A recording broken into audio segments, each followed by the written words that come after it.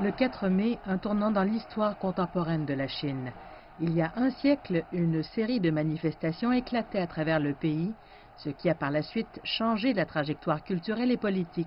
Les documents récemment dévoilés par les archives provinciales du Liaoning décrivent une période de souffrance, avec des pertes territoriales, des traités humiliants et la défaite de la Chine à la conférence de paix de Paris de l'après-guerre.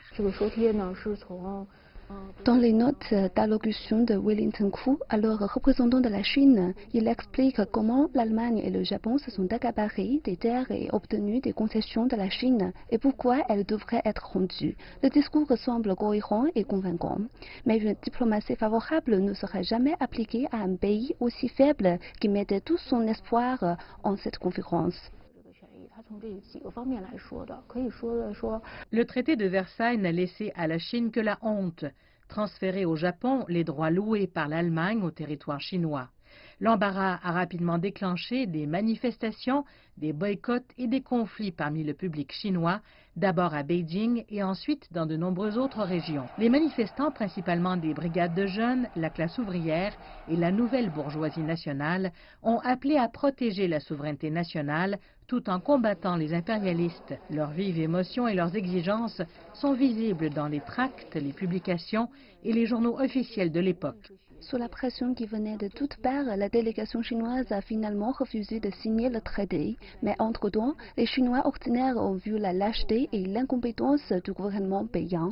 Ils ont compris que la nation et son peuple ne pourraient être sauvés que lorsque tous auront participé à la révolution démocratique au lieu de se fier aux autorités.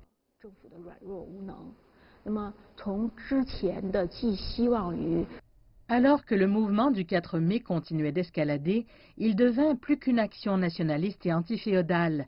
De nouvelles forces sociales, dont la classe intellectuelle, ont émergé et la société chinoise s'est ouverte au fur et à mesure, alors que de nouvelles idées telles que la démocratie, la science et le socialisme ont été introduites. Son profond impact sociopolitique ne touche pas que l'indépendance de la Chine et celle de ses individus, et beaucoup croient que cela revêt encore une grande importance aujourd'hui.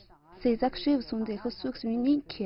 Elles fournissent la preuve la plus vivante, concrète et précise qui puisse aider les gens d'aujourd'hui à comprendre ce qui s'est réellement passé et ainsi transmettre l'esprit du mouvement pour demander aux gens de prendre leurs responsabilités. 100 ans plus tard, la puissance nationale de la Chine et sa jeunesse ont radicalement changé. Revoir les archives nous permet de regarder en arrière pour aller de l'avant.